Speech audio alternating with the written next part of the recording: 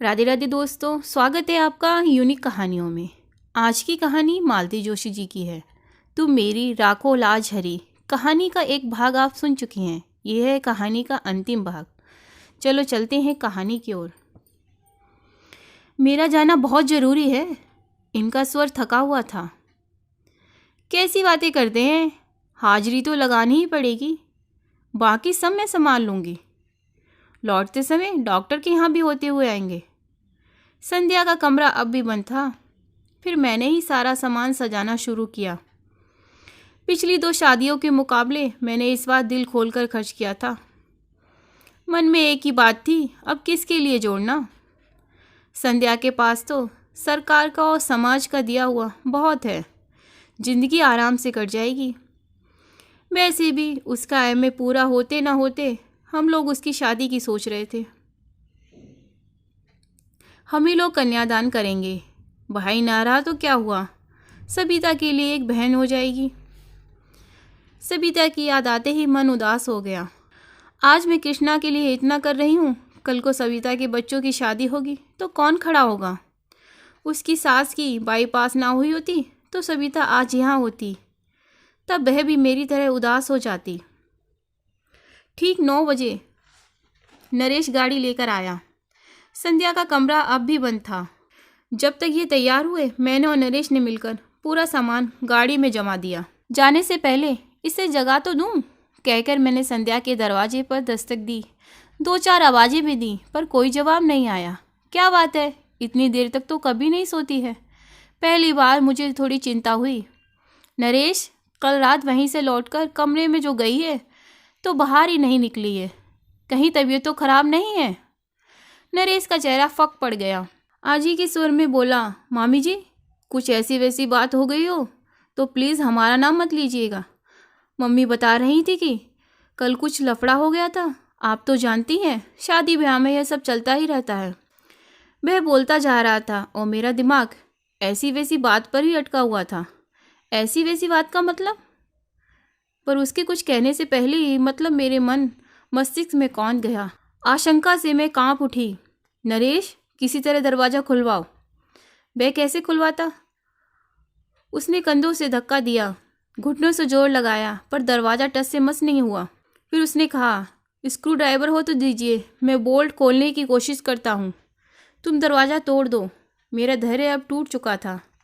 अनिष्ट की आशंका से मैं सहम गई थी, पर दरवाज़ा तोड़ना क्या इतना आसान था?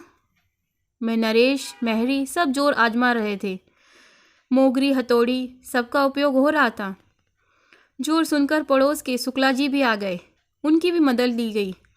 बड़ी देर बाद थोड़ी सी फाँक मिली तो धड़कते दिल से मैंने सबसे पहले पंखे का मुआयना किया। वह बंद था। फिर भी मैं राहत की सांस नहीं ले सकी, क्योंकि कमरे का सन्नाटा बड़ा अशुभ लग रहा था। बड़ी देर बाद दरवाज़ा भरभरा कर गिरा तो हम लोग तेज़ी से भीतर दाखिल हुए। पलंग पर वह निस्पद लेटी थी। कृष्णा के यहाँ से लौटकर उसने कपड़े भी नहीं बदले थे। नींद की गोलियों की शीशी सिराने खाली पड़ी थी। इसके बाद का घटनाक्रम एक दुस्वप्न की तरह था।